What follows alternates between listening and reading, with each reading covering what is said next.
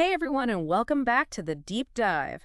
Today we're diving into the world of startups. Definitely a fascinating world. It really is.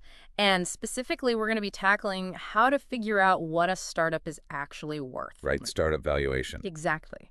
Now, I've got to say, you've sent over a stack of articles on this, and honestly, Leady topic. it really is. Yeah. I'm already starting to see dollar signs. Hmm. Mostly because I'm realizing how much I don't know. Well, that's why we're here. Exactly. Yeah. So for those of us who aren't, venture capitalists, let's break it down. Let's do it. So, expert speaker, what exactly is startup valuation? It's not like we can just check the stock market. Exactly. You're Yeah. absolutely right. With established companies, you can look at their years of financial history. Right, their track record. But with startups, it's all about assessing potential. Yeah. Not just looking at past numbers, because they often don't have many. That's true. They're just starting out. Exactly. So think of it like this. If a company is a freshly baked cake, Okay, I like this analogy. startup valuation is figuring out how delicious it could be. But you're doing this based on the ingredients and the baker's skills Okay. before you even take a bite. I see. So you're trying to assess the potential of the cake even before you've tasted it. Precisely. Okay, I'm getting hungry for knowledge now. But seriously, why should our listener care about this It's a good question. if they're not planning, to invest in a startup anytime soon? Right, because it might seem like something that's only relevant to investors. Right. But the truth is, understanding startup valuation can be incredibly helpful in a lot of different situations. For example, imagine you're considering a job offer from a startup. Oh, that's a good point. Wouldn't it be good to have an idea of whether their valuation is promising or Shaky. shaky? Exactly. Like, are they going to be around in a year? Exactly. Or maybe you're just curious about a particular industry. You want to see what's going on. Right. Seeing how startups in that space are being valued can reveal which sectors are really hot right now. Oh, that's a really good point. Like, which ones are attracting those big investments? Absolutely. That's a great way to look at it. So it's not just for investors. It's like having a crystal ball It is. for the business world. It really is. You can kind of see where things are headed. Okay, so it's not just for investors. Mhm. It's valuable knowledge for anyone who wants to be more business savvy. Okay, so our article, what is startup valuation and how to calculate it? Catchy title. I know, right? It dives into several factors that influence a startup's worth. Yeah, the secret sauce. And some of them are pretty intuitive, but others caught me off guard. Oh, really? Like what? Like, who knew that the industry a startup operates in could be such a game changer? Oh, absolutely. Mhm. It makes total sense when you think about it. Yeah. Because if you've got a company that's riding the wave of a booming industry, Right. like, say, sustainable energy solutions right now, Oh, yeah, that's hot. investors are practically throwing money at anything that even whispers green tech these days. Right. It's all about being in the right place at the right time. Exactly. And our article uses a great example. They talk about smart transportation Oh, yeah. and how it's projected to be worth over $381 billion by 2032. Wow. Now, that's an industry that investors are paying attention to. Yeah, you want to get in on that. Absolutely. So it's like being in the right place at the right time, but for businesses. Now, the article also talks about intellectual property, Ah, yes. And things like patents and trademarks. very important. So having those little protected stamps on your ideas actually adds value. Oh, absolutely. Think of it like this. Okay? It's like having a moat around your castle. Okay. It tells investors that this startup has something unique and defensible, something that gives them a competitive edge Okay. that's worth its weight in gold or at least future profits. It makes sense. And of course, there's the team. The team is huge. So a startup with a team that's been there, done that, and has the battle scars to prove it is going to be more attractive than one run by a group of, Newbies. wide-eyed newbies. Right, they're full of enthusiasm, but Right, but they haven't been through the trenches. exactly. It's Yeah. a bit like that saying, bet on a jockey, not the horse. Investors want to see a team with a proven track record. They've got the experience. They can execute. And that experience matters because it signals that there's a higher likelihood that they can navigate the ups and downs of the startup world and hopefully come out on top. So we've got the industry, the secret sauce of their ideas, and the team's experience. It's a good starting point. But how do we actually put a number on all of this? It can't be as simple as, drawing straws, right? No, definitely not. Well, intuition plays a role. Sure. We're not just throwing darts at a board here. Okay, good, because my aim is terrible. There are actual structured methods for calculating startup valuation, each with its own strengths and quirks. All right, so let's unpack those. All right, so we're ready to crack the code on these valuation methods. Let's get to it. The article mentions several, but let's start with one that sounds surprisingly straightforward. Okay. The Burkus method. Ah, yes, the Burkus method. Now, this one is a favorite for early-stage startups, Okay. especially those that are pre-revenue. Pre-revenue, so those companies with like a brilliant idea, Exactly. but no sales to show for it yet. They're still working on it. Right, exactly. Still in that early phase. And that's where the Burkus method really shines. Okay, how so? Because instead of getting lost in complex financial models, Right. which can be tricky when you don't have a lot of historical data, Right. it focuses on 5 key qualitative factors. Qualitative, so more about the nature of the business rather than just the numbers? Exactly. It's like asking, does this startup have the right ingredients for success? Okay, so what are these magical ingredients? All right, so the first one, and this is a big one, is the soundness of the idea itself. Yeah.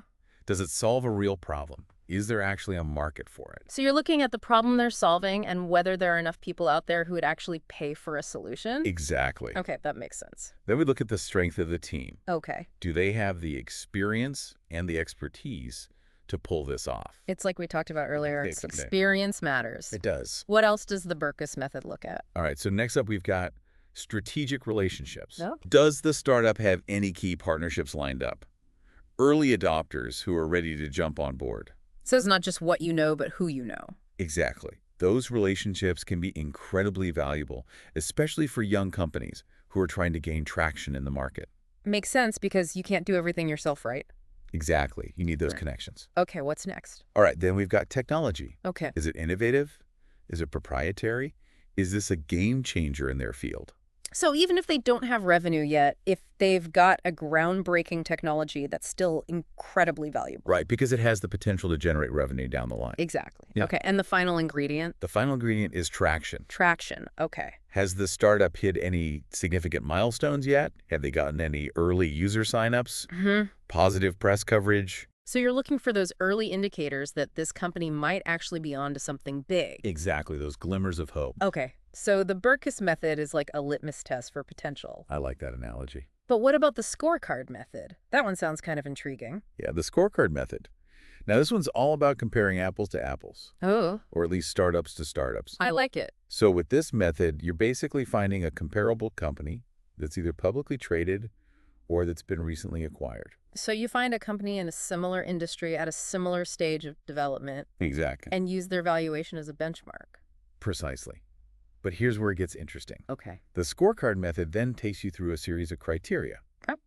And you're comparing your startup to the benchmark on each point. Things like the strength of the management team, the size and growth potential of the market, and any competitive advantages the startup might have. So it's like giving each startup a report card and Yes. seeing how they stack up against the teacher's pet of the industry. I love that. That's a great way to put it. And just like in school, those scores matter. They do. They can adjust that initial benchmark valuation up or down, Exactly. depending on how the startup measures up. Right. So if your startup has a more experienced team or a larger potential market, then the benchmark, its valuation gets a boost.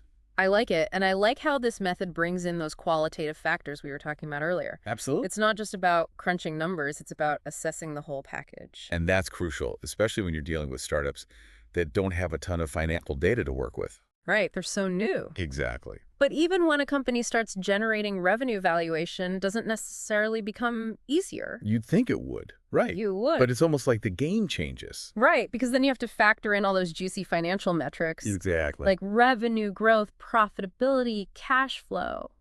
Now you're getting into the weeds. That's where the other valuation methods come in, right? Precisely. Now we've got the market multiple method, Okay. which is all about comparing your startup to those publicly traded companies. Okay. But we're using financial ratios to do that. Okay, so things like the price to earnings ratio, that Exactly. always makes me think of like stock market tickers and those flashing red and green numbers. It's a wild world. It is. But it's basically looking at how the market values similar businesses and using that as a guide.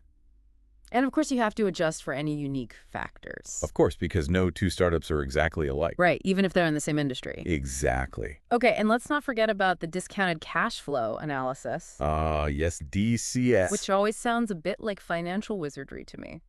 It does have a certain mystique to it, It does. but at its core, Yeah. it's about projecting those future cash flows Okay. and then discounting those back to their present value. Just counting them back, so like taking into account the time value of money. Exactly. It's like saying, okay, if we think this company will be generating this much cash flow in 5 years, how much is that future cash flow worth to us today? It's like a financial time machine.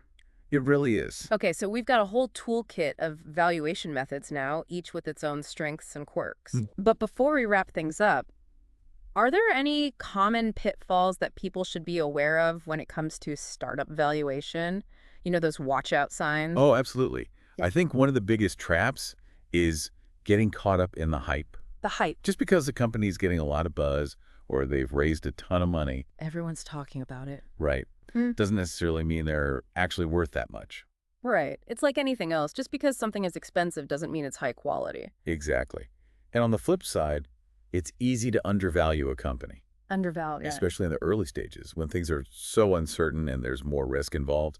So it's a delicate dance It is. between recognizing potential but not getting swept away by hype or dismissing a good opportunity too quickly. Finding that sweet spot. Right, exactly. And that's why understanding these fundamentals of startup valuation is so crucial. So it's about knowing what questions to ask, what factors to consider, and how to make informed judgments based on the information that's available. It's about seeing beyond the numbers and understanding the story behind the valuation. And on that note, Okay. we are going to transition smoothly You're right. into the final part of our deep dive. And we're back, ready to tie a nice bow on this whole startup valuation thing. Sounds good to me. So we've covered a lot of ground We really have. from, like what startup valuation even is Right, the basics. to like the really nitty-gritty. The ins and outs, Exactly. Of all those different calculation methods. which can get pretty complex. They can. We've talked about pre-revenue startups, those just starting to see some dollar signs, and even touched on some common valuation pitfalls to watch out for. Right, those red flags. Exactly. But before we send you off into the world of, term sheets and due diligence and all that, That's a jungle out there. it is, let's leave you with something to ponder. All right, I like it. Because, while understanding the mechanics of valuation is important, It's crucial. it's really just one data point on a much larger map. Exactly.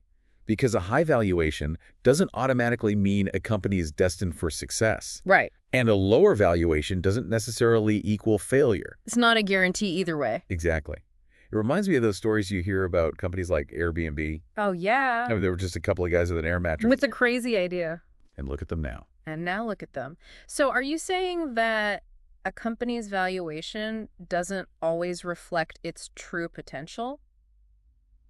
Sometimes it takes a while for that potential to be realized. That's true. And sometimes, a company might have all the right ingredients on paper. Okay. They've got a great team. They're in a hot industry. They've got a solid valuation. Right. But they still can't quite seem to make it work. Interesting. So it's not always a straight line to success. Definitely not. It's more like a roller coaster ride. With lots of twists and turns. Exactly. And sometimes you just have to trust your gut. Trust your gut. Okay, so for anyone listening who's thinking they may be joining a startup, Good advice. or investing in one, or even just trying to make sense of the business world in general, remember that valuation is important, but it's not the whole story. It's just one piece of the puzzle. So do your research, ask tough questions. Don't be afraid to dig deep. Exactly. And maybe most importantly, trust your gut. Sometimes that's your best guide. And on that note, All right. we're going to wrap up this deep dive into the wild, wonderful, and sometimes perplexing Perplexing. world of startup valuation. We hope you've enjoyed the journey. And until next time, keep exploring, keep learning, and keep diving deep.